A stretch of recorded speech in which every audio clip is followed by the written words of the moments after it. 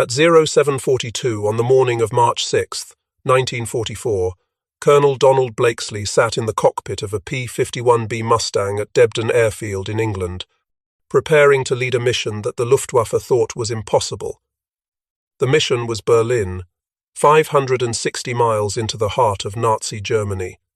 The German High Command had been told repeatedly by their intelligence officers that no American single-engine fighter had the range to reach Berlin and return.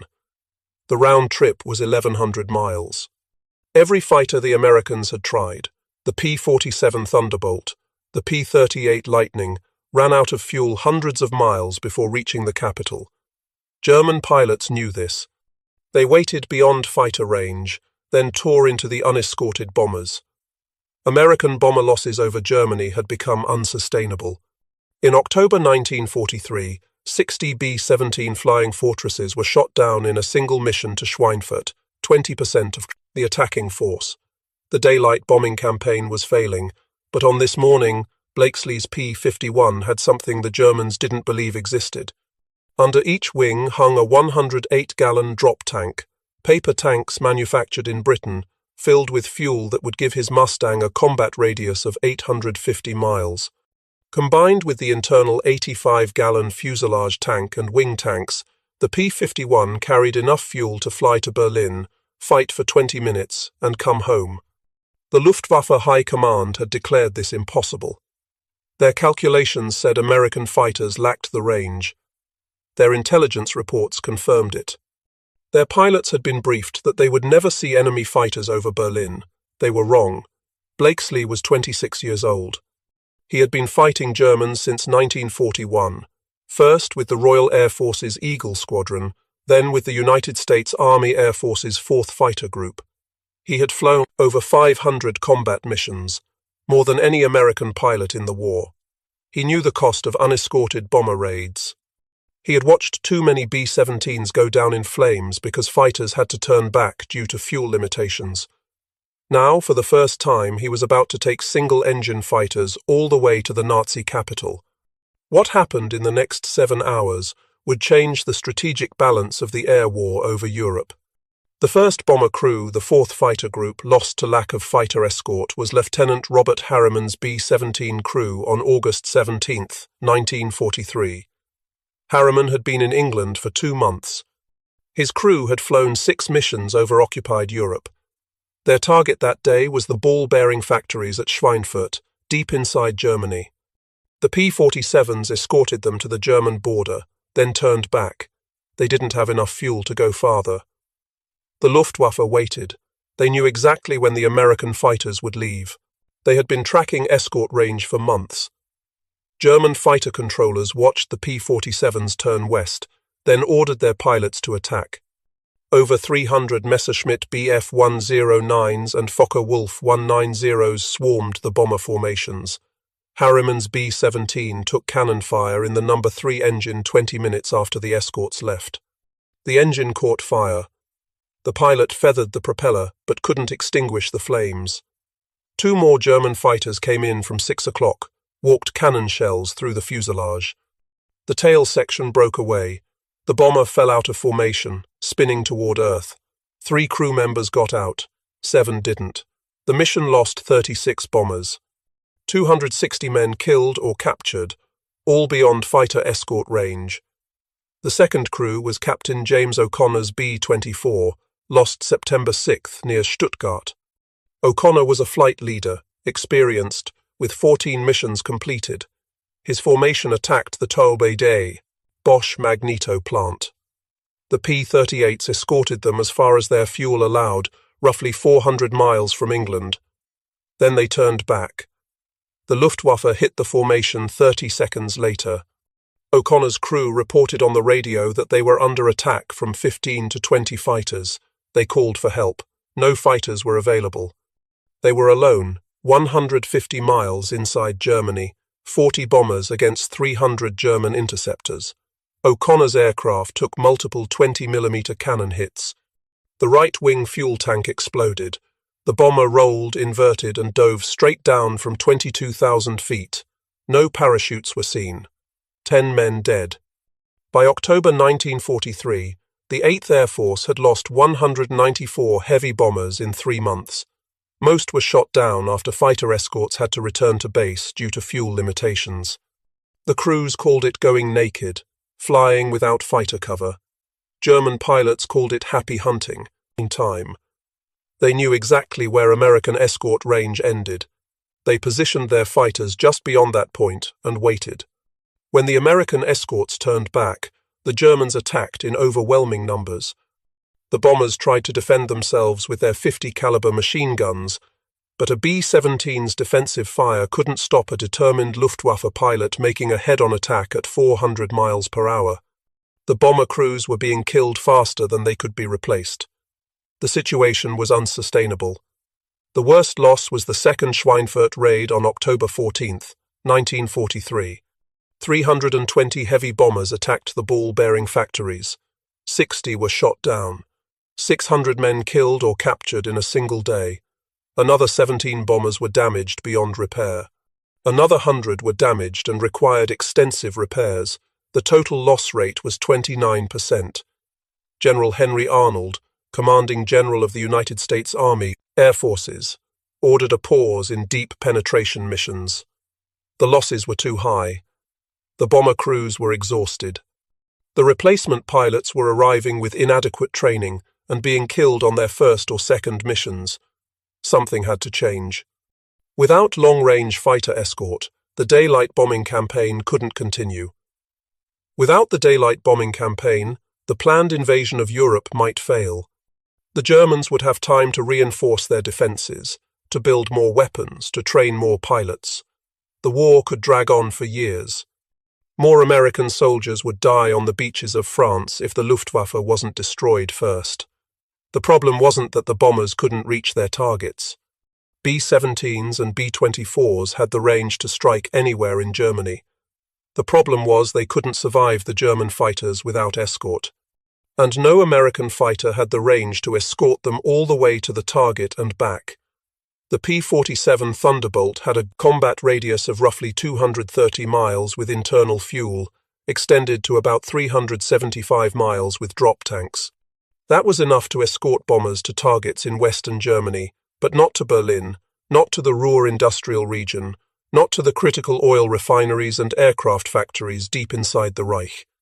The P-38 Lightning had better range, roughly 450 miles combat radius, but the aircraft suffered serious problems in the cold temperatures at high altitude over Europe. The turbocharger systems failed regularly. The pilots called it getting P-38'd, when both engines quit simultaneously at 30,000 feet. The Lightning was also in short supply. There were never enough P-38s to provide adequate escort coverage. The Spitfire, flown by the Royal Air Force, had excellent performance but insufficient range, even with drop tanks. It could barely reach Paris. The bomber crews were paying the price. They flew missions knowing that for large portions of the flight, they would be unescorted, vulnerable. They watched German fighters position themselves at the limit of American escort range, waiting. The bomber crews could see them up there, circling like sharks, counting down the minutes until the American fighters had to leave. Then the attacks would begin, wave after wave, German fighters diving through the formations, firing 20mm cannons and 30mm guns, ripping apart the unarmored bombers, killing the crews. A bomber could absorb incredible punishment and still fly, but enough hits would bring anything down. The German pilots knew where to aim, the cockpit, the engines, the wing fuel tanks. They had been killing bombers for 2 years. They were very good at it. On December 20th, 1943, the 354th Fighter Group arrived in England with a new aircraft, the P-51B Mustang. The Mustang's development had been rushed and unconventional. In April 1940, the British Purchasing Commission approached North American Aviation, asking them to build P-40 Warhawks under license. North American's president, James Kindleberger, made a counteroffer. His company could design and build a completely new fighter in the same time frame. The British agreed, skeptical but desperate for aircraft. North American's chief designer, Edgar Schmood, led a team that designed the complete aircraft in 117 days. The prototype flew in October 1940. It was designated NA-73 by the company, Mustang by the British. The early Mustangs used Allison engines and were relegated to low-altitude tactical reconnaissance. They had superb handling characteristics and exceptional range, but the Allison engine's performance fell off dramatically above 15,000 feet. They couldn't compete with German fighters at the altitudes where bombers operated, 20,000 to 30,000 feet where the air was thin, and turbochargers were essential. The Royal Air Force used them for ground attack and tactical reconnaissance, roles where low-altitude performance mattered more than high-altitude capability. Then, someone had an idea. Ronald Harker, a test pilot for Rolls-Royce, flew a Mustang in April 1942 and immediately recognized its potential. The airframe was excellent, the aerodynamics were superb, but the engine was wrong. Harker wrote a report suggesting that if the Allison engine was replaced with a Rolls-Royce Merlin, the aircraft would have outstanding high-altitude performance. The Merlin 61 engine had a two-stage supercharger that maintained power output up to 30,000 feet and beyond. Combined with the Mustang's clean aerodynamic design and large fuel capacity, a Merlin-powered Mustang might be the long-range, high-altitude fighter everyone needed. The British took the suggestion seriously. They shipped 5 Mustang airframes to Rolls-Royce for conversion. The 5 results exceeded expectations. With the Merlin engine, the Mustang's top speed increased from 365 miles per hour to 441 miles per hour at 30,000 feet. Climb rate improved dramatically. Service ceiling increased from 31,000 feet to 42,000 feet. The aircraft transformed from a capable low-altitude fighter into an exceptional high-altitude interceptor. North American began production of Merlin-powered Mustangs in 1943, designated P-51B and P-51C models. The engine was built under license by Packard in America, designated V1657. The airframe remained essentially unchanged from the original design. The fuel capacity was extraordinary for a single-engine fighter. Internal fuel capacity was 84 gallons in the wing tanks initially, increased to 184 gallons when an 85-gallon fuselage tank was added behind the pilot during production. With 2 108-gallon drop tanks, total fuel capacity reached 400 gallons. The P-51B could fly at 437 miles per hour at 25,000 feet. It could climb to 30,000 feet in under 8 minutes. It could turn with a BF-109, dive with a FRO-190, and most importantly, it could carry enough fuel to fly for over 6 hours. With internal fuel only, the P-51B had a combat radius of roughly 475 miles. But with 2 108-gallon drop tanks, the radius extended to 850 miles. That was enough. That was finally enough to reach Berlin, but there was a problem with the extra fuel. The P-51B's fuselage tank was located behind the pilot, aft of the center of gravity. When fully loaded with 85 gallons, the aircraft became dangerously unstable in pitch. Test pilots reported that with a full fuselage tank, violent pullouts or hard turns caused the control stick loads to reverse, meaning the pilot had to push forward on the stick to prevent the nose from pitching up further. The aircraft wanted to tumble. With a full fuselage tank, a P-51B couldn't dogfight. It could barely maneuver. The solution was to burn the fuselage tank fuel first, before entering combat. Pilots were instructed to use the fuselage tank during climb-out and cruise, keeping the aircraft stable by the time they reached enemy territory. Once the fuselage tank was empty or nearly empty, the center of gravity shifted forward and the aircraft handled normally, but that meant careful fuel management. Pilots had to monitor fuel consumption constantly, switching tanks at the right moments, calculating range to target, time to fight, fuel required for the return trip. One mistake, and they would run out of fuel over Germany. The 354th Fighter Group flew its first escort mission with the P-51 on December 5, 1943. They escorted bombers to Amiens, France, then to Emden on December 11th, then to Kiel on December 13th. The Kiel mission reached 480 miles into Germany, the deepest penetration by American single-engine fighters up to that date. The Luftwaffe responded. They sent up over 200 fighters to intercept. The 354th shot down 8 German aircraft and lost none of their own. The P-51 worked. It could fly deep into Germany, fight, and come home. Major General James Doolittle, who had just taken command of the 8th Air Force in January 1944, saw the potential immediately. He needed that aircraft. He needed hundreds of them. The strategic bombing campaign's success depended on destroying the Luftwaffe's fighter force. The only way to do that was to force them into combat where American fighters could kill them. And the only way to force them into combat was to attack targets the Germans had to defend, targets deep inside Germany, targets like Berlin. But to attack Berlin, he needed long-range fighters. He needed P-51s. Doolittle began converting fighter groups from P-47s to P-51s as quickly as aircraft became available. The 4th Fighter Group was next. Colonel Donald Blakesley, who had been assigned to the 354th in December to help them transition to combat operations, returned to the 4th in January as the new group commander. He wanted his group equipped with Mustangs. He pushed hard.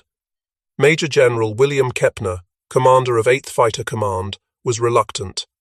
Converting a fighter group to a new aircraft type required taking the entire group off operations for weeks, while pilots and ground crews learned the new systems. Kepner couldn't afford to lose a complete fighter group during the build-up to the planned invasion of France. Blakesley made him an offer. "Give me the P-51s, and I'll have the 4th Fighter Group operational within 24 hours. Kepner thought it was impossible.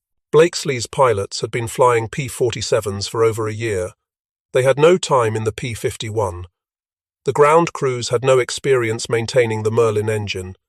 24 hours wasn't enough time to convert an entire fighter group, Blakesley insisted. His pilots had flown Spitfires with the Royal Air Force before transferring to the 8th. They knew the Merlin engine. They understood the British systems. His mechanics had worked on Merlins for years. They could handle it. Kepner agreed, but with a condition. If the 4th Fighter Group wasn't fully operational within 24 hours, Blakesley would be relieved of command.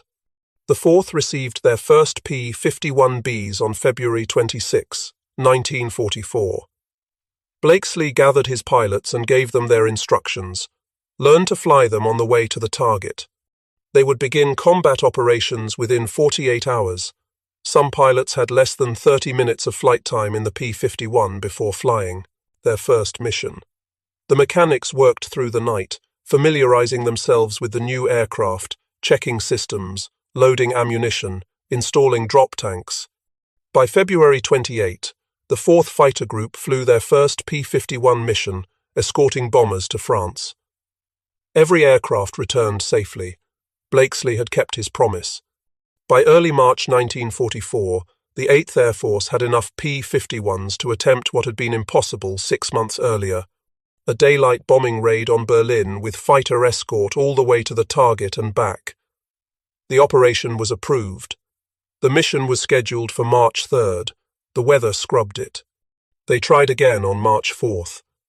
The weather was marginal but acceptable. Over 600 bombers took off, escorted by over 650 fighters, including the 4th Fighter Group's P-51s. It was the first large-scale American attack on Berlin. Blakesley led his 48 Mustangs into the mission, briefing at 0500 hours. The map showed the route. Northeast across the North Sea, over the Netherlands, across northern Germany, straight to Berlin. The bombers would strike industrial targets in the city. The fighters would provide continuous escort from takeoff to landing.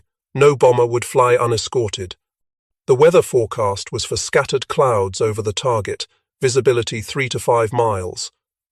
German fighter opposition was expected to be heavy. The Luftwaffe would defend Berlin with everything they had. Intelligence estimated 300 to 400 German fighters would be airborne. The American fighters would be outnumbered in the target area, but they would have the advantage of altitude and position. The bombers would bomb from 24,000 to 26,000 feet. The fighters would fly top cover at 30,000 feet, positioned between the bombers and the sun, forcing any attacking German fighters to climb through the escort screen. Fuel management was critical.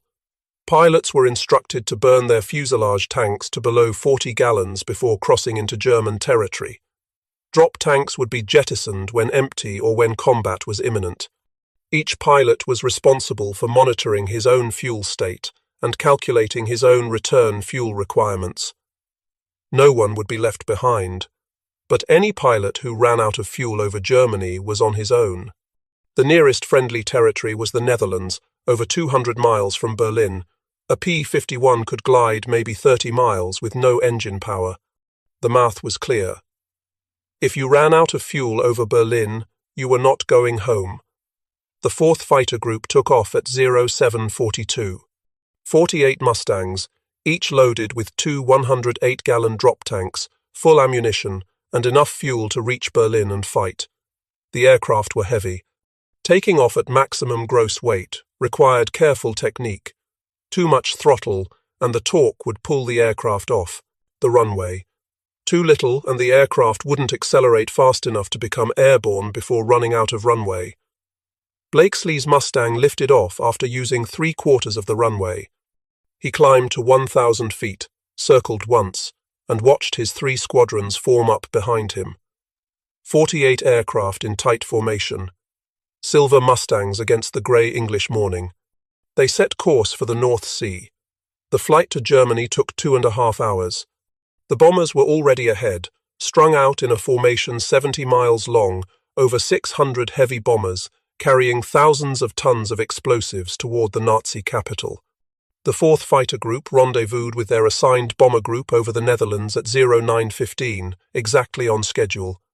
Blakesley positioned his fighters in a combat spread formation 5,000 feet above the bombers, weaving back and forth to maintain position. The bombers flew straight and level, maintaining formation discipline. Below, the Dutch countryside passed by, fields and rivers and small towns. Ahead, Germany waited. They crossed the border at 0935. The first contrails appeared, high-altitude German fighters positioning for attack. Blakesley counted at least 40, maybe 50. More appeared every minute, climbing from airfields scattered across northern Germany. The Luftwaffe had scrambled everything they had. Blakesley called out the contacts on the radio. Bogies, 11 o'clock high, 20 plus. Bogies, 1 o'clock level, 20 plus. Bandits forming up ahead, estimate 50 plus. His pilots acknowledged. Everyone saw them. The Germans were massing for a coordinated attack. At 0958, the first German fighters dove toward the bombers. Blakesley called out, "Here they come, break left and engage." The 4th Fighter Group turned into the attack. What followed was 7 minutes of violent aerial combat. Bf-109s and FW-190s tried to break through the escort screen. The P-51s blocked them, turning inside their attacks, firing in deflection, forcing the Germans to break off or die. Blakesley shot at a Bf-109, but his guns jammed after 2 seconds. He continued flying anyway, positioning his aircraft to force German fighters into positions where his wingmen could shoot them. Squadron Commander Major James Goodson destroyed 2 F-190s in quick succession. Captain Don Gentile got a Bf-109 from 200 yards range, watched it explode. All across the sky, aircraft twisted and dove. Guns firing, shells hitting, aircraft smoking. The radio chatter was constant. "Break right. Bandit on your 6. Got him. 2 more at 3 o'clock. Watch the one below." Blakesley kept his squadron together, maintained position over the bombers, denied the Germans a clear shot. The German fighters tried to get past the escorts, tried to reach the bombers, but the Mustangs blocked every approach. Finally, low on fuel and ammunition, the German fighters broke off and dove away. The 4th Fighter Group had lost none of their own and had shot down 5 confirmed German aircraft. More importantly, every bomber in their assigned group reached the target safely.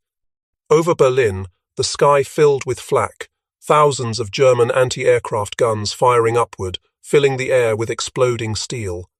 The bombers flew through it, holding formation, opening their bomb bay doors. At 10,000 feet below, Berlin spread across the landscape, grey buildings and streets and the winding Spree River.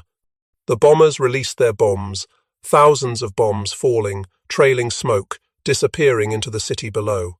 Blakesley watched from 30,000 feet, watched the explosions blossom across the city centre, watched the smoke rise.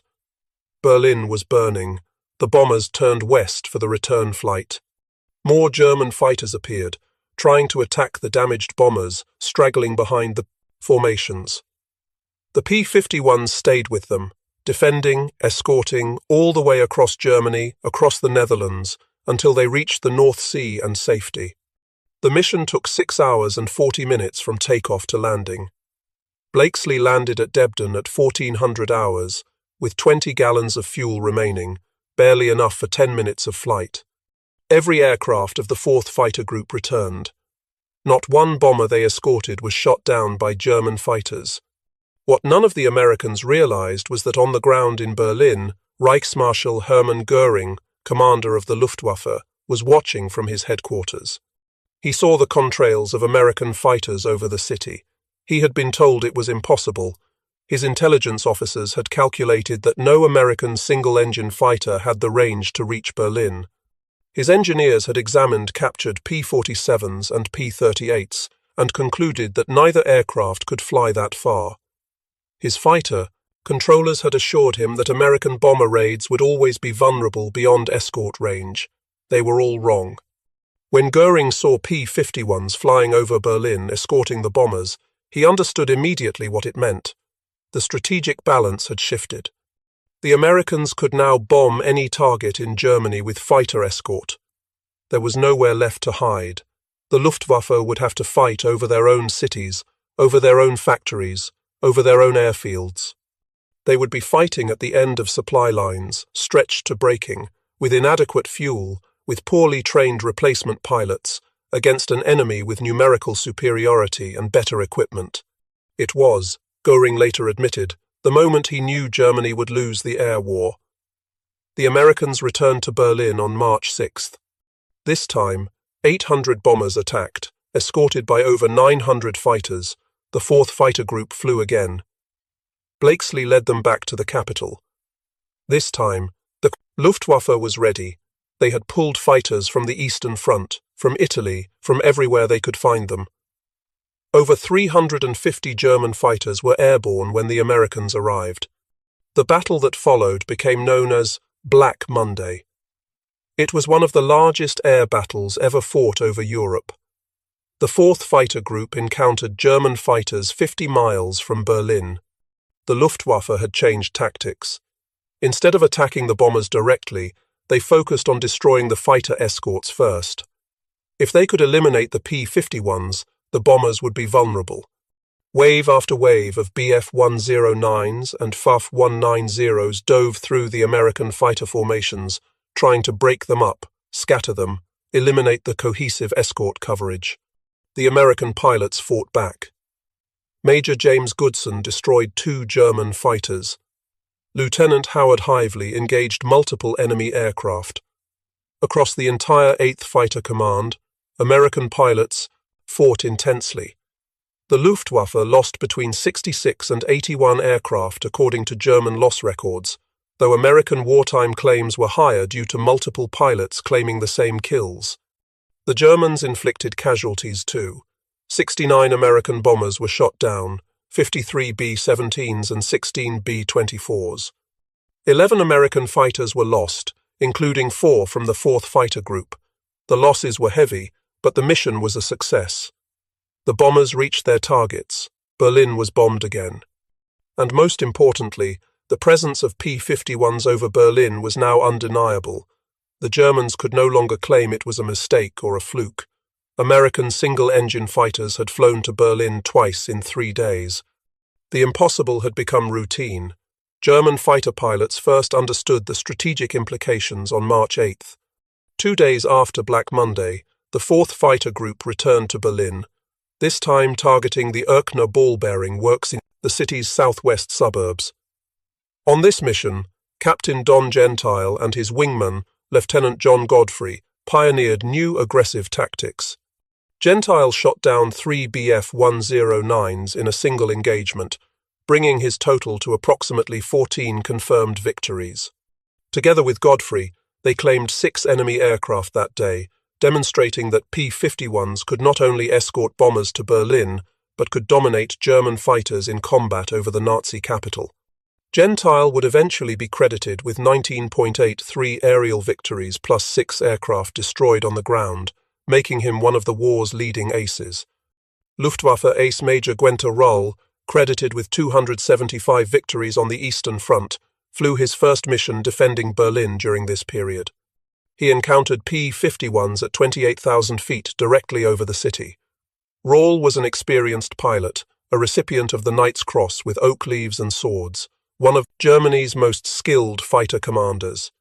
He knew aircraft performance, knew fuel consumption calculations, knew what should be possible and what shouldn't.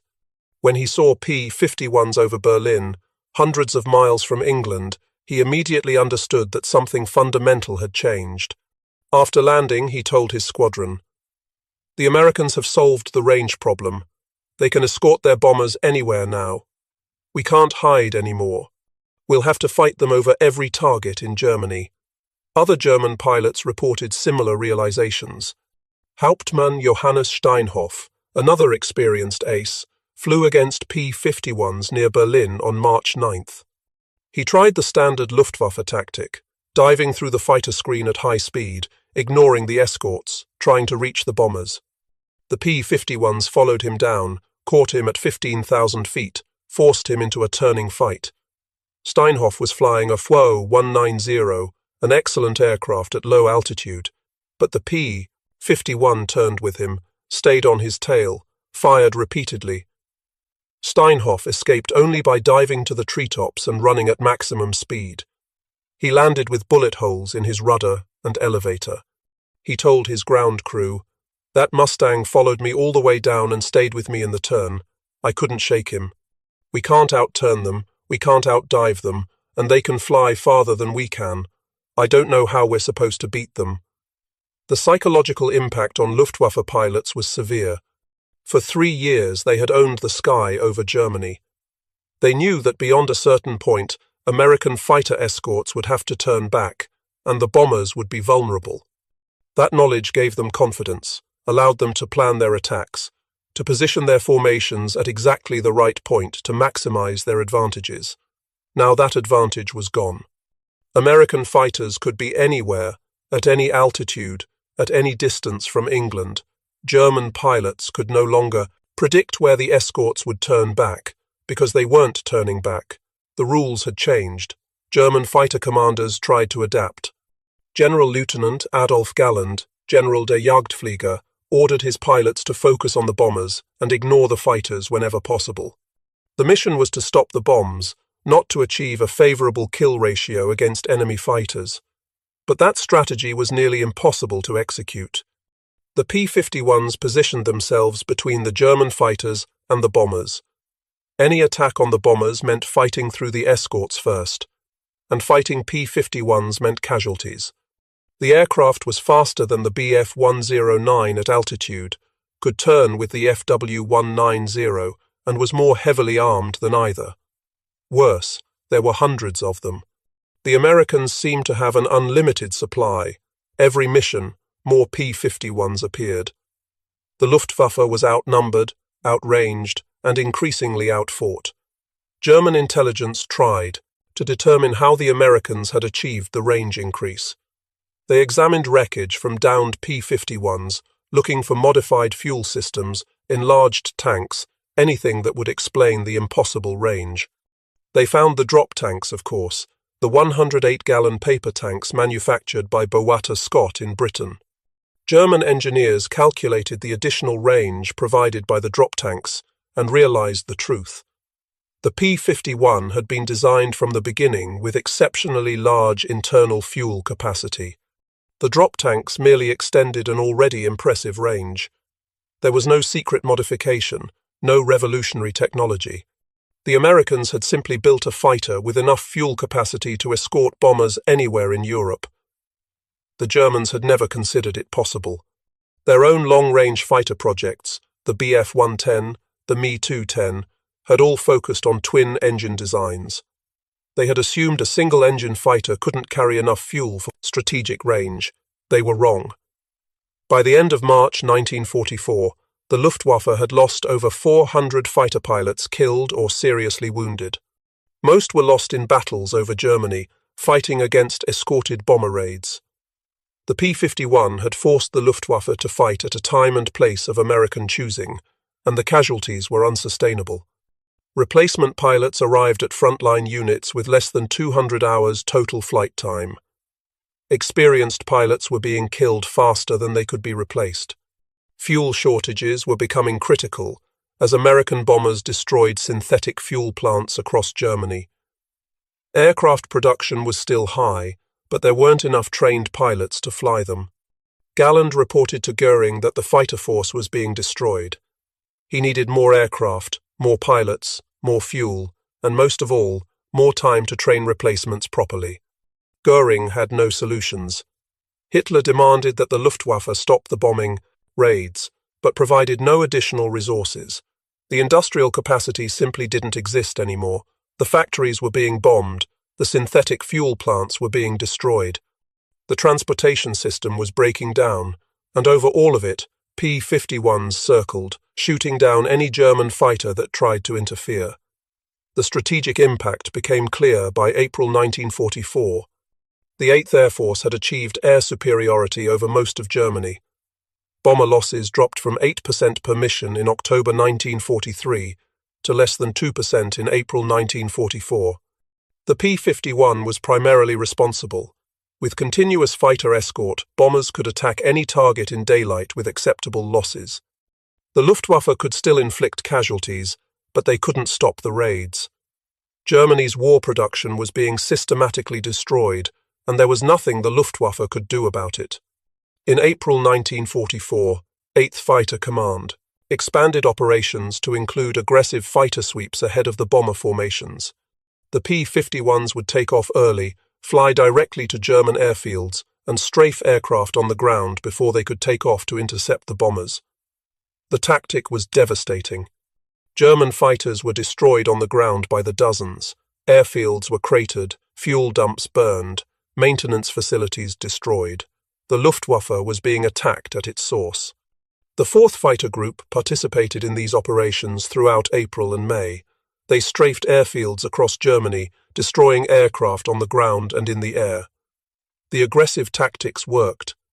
By May 1944, the Luftwaffe was losing more aircraft on the ground than in the air. The cost was not insignificant. Low-level strafing was dangerous. German airfields were heavily defended with anti-aircraft guns. P-51s were hit regularly. Some were shot down, their pilots killed or captured. But the exchange ratio favored the Americans overwhelmingly. For every P-51 lost, the Germans lost 10 or more aircraft on the ground, plus trained pilots who might have been killed when their aircraft exploded during the strafing run. By June 1944, the Luftwaffe's day fighter force was a shadow of what it had been a year earlier. On D-Day, June 6th, when Allied forces landed in Normandy, the Luftwaffe managed only 100 sorties over the invasion beaches. The Allies flew over 14,000. German pilots who tried to attack the invasion fleet were shot down immediately by overwhelming numbers of Allied fighters. The Luftwaffe had lost air superiority over Western Europe. The P-51 had made that possible. Without the long-range escort capability, the strategic bombing campaign would have failed. Without the strategic bombing campaign succeeding, air superiority over France would not have been achieved. Without air superiority, the D-Day invasion would have faced catastrophically higher casualties and might have failed entirely. After the war, Hermann Göring was interrogated by American intelligence officers. They asked him what factors had led to Germany's defeat in the air. Göring's answer was direct and documented in official United States Army Air Force's interrogation records. Long-range fighters were the most decisive factor in the air war. He stated that deep bomber penetrations were only possible with long-range escort and that this capability came as a complete surprise to the Luftwaffe. When fighters appeared over Berlin for the first time, Göring admitted he knew the eventual results would be tragic for Germany. The strategic air offensive could continue indefinitely, and the Luftwaffe lacked the resources to stop it. The mechanics who maintained the P-51s rarely received recognition. Their names don't appear in history books, but they worked 12-hour shifts, 7 days a week, keeping the aircraft flying. They changed engines in the rain. They repaired battle damage in freezing temperatures. They loaded ammunition at dawn so the missions could take off on time. Each aircraft required constant maintenance. The Merlin engine needed oil changes every 25 flying hours. Spark plugs fouled and required replacement regularly. The coolant system developed leaks that had to be sealed. The ammunition belts for the 50-caliber machine guns had to be loaded by hand, 6 guns, 1,800 rounds per aircraft, every single round inspected and loaded into the belts that fed into the wing guns. Drop tanks had to be installed, fuel lines connected, electrical systems tested. Every control surface checked for proper movement, every tire inspected for wear, every hydraulic line examined for leaks. The work never stopped. A typical maintenance shift began at 0400 hours. The mechanics arrived in the dark, used flashlights to conduct pre-flight inspections, started engines to check for oil leaks and unusual sounds, tested magnetos and generators, checked fuel quantities, armed the guns. By 0600, the aircraft had to be ready for the morning mission. If a pilot reported a problem during startup, the mechanics had minutes to diagnose and fix it, or the mission would be delayed. Delays meant bombers flew without escorts. Bombers without escorts meant dead crews. The mechanics understood the stakes. They worked fast, worked accurately, double-checked everything. After the aircraft took off, the mechanics cleaned up, inventoried spare parts, prepared for the inevitable repairs that would be needed when the aircraft returned. Battle damage was common. 20mm cannon shells punched holes through aluminum skin. Machine gun bullets hit control surfaces, hydraulic lines, fuel tanks.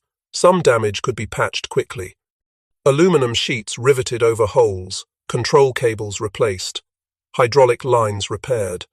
Serious damage meant removing entire assemblies, wings, tail sections, engines, replacing them with spares if available, or cannibalizing parts from aircraft too damaged to repair. The mechanics became experts at improvisation, at making repairs with whatever materials were available, at keeping aircraft flying when by all engineering logic they should have been grounded. These crew chiefs worked in teams, each responsible for a specific aircraft and its pilot.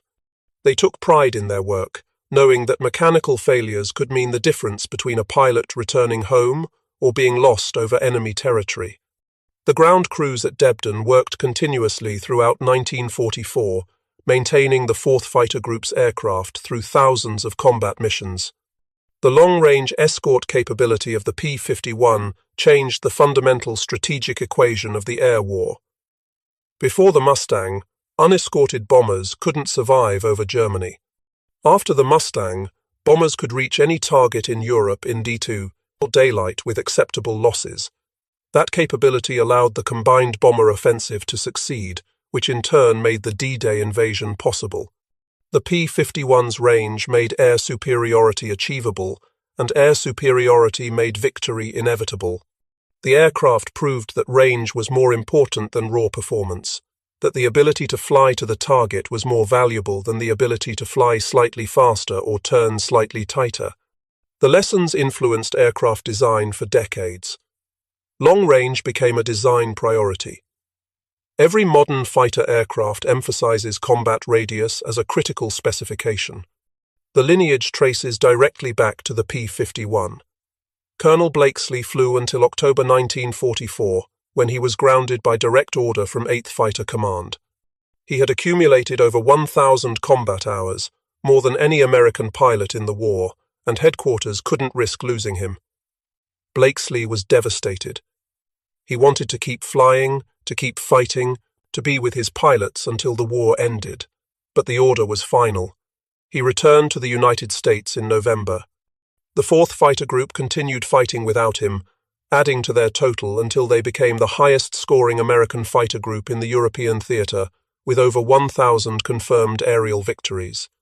Blakesley stayed in the Air Force, commanded a fighter wing in Korea, and retired as a colonel in 1965. He was awarded the Distinguished Service Cross twice, the Silver Star twice, the Distinguished Flying Cross 7 times, and numerous other decorations. He never sought publicity for his accomplishments. When asked about the Berlin missions years later, he simply said, "We did what needed to be done." The P-51s continued escorting bombers until the last missions of the war in May 1945. By then, the Luftwaffe barely existed. Fuel shortages were so severe that many German fighters couldn't take off.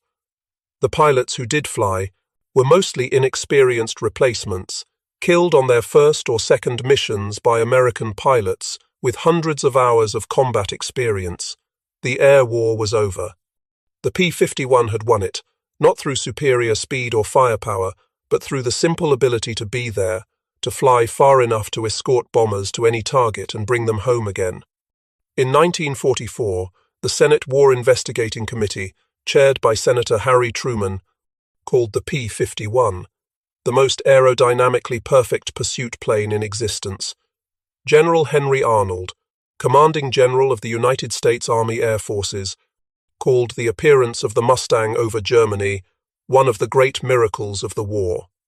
General Karl Spaatz, commander of United States Strategic Air Forces in Europe, stated clearly that without the P-51, the strategic air offensive could not have succeeded. The bomber crews expressed it more simply. They called the P-51s little friends. When those silver fighters appeared on escort duty, bomber crews knew they had a chance to survive the mission. The presence of Mustangs meant hope. Wars are won by ordinary people doing extraordinary things under impossible circumstances. The P-51 succeeded because thousands of individuals made it work. Pilots who flew 6-hour missions knowing one mistake meant death. Mechanics who worked through exhaustion keeping aircraft flying. Engineers who designed systems that functioned reliably under combat stress. Intelligence officers who planned routes that maximized range while minimizing risk. Factory workers who built 18,000 Mustangs in 3 years. Test pilots who proved the aircraft's capabilities. Instructors who trained replacement pilots. Everyone contributed to a system that, in the end, changed the outcome of the war. On March 6, 1944, Blakesley didn't know he was making history. He was doing his job, protecting bombers, trying to keep his pilots alive. The fact that he was accomplishing what German intelligence said was impossible didn't matter in the moment. He saw enemy fighters, engaged them, defended the bombers, returned home.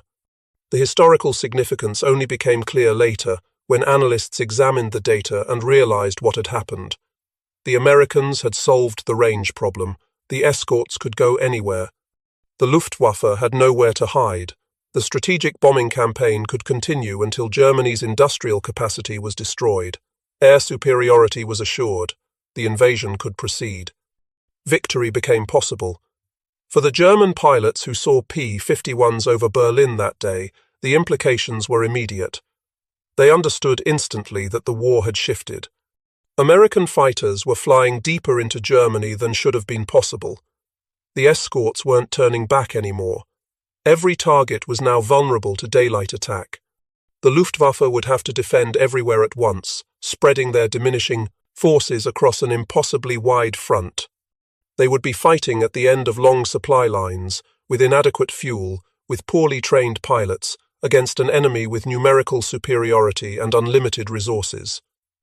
The mathematics were clear.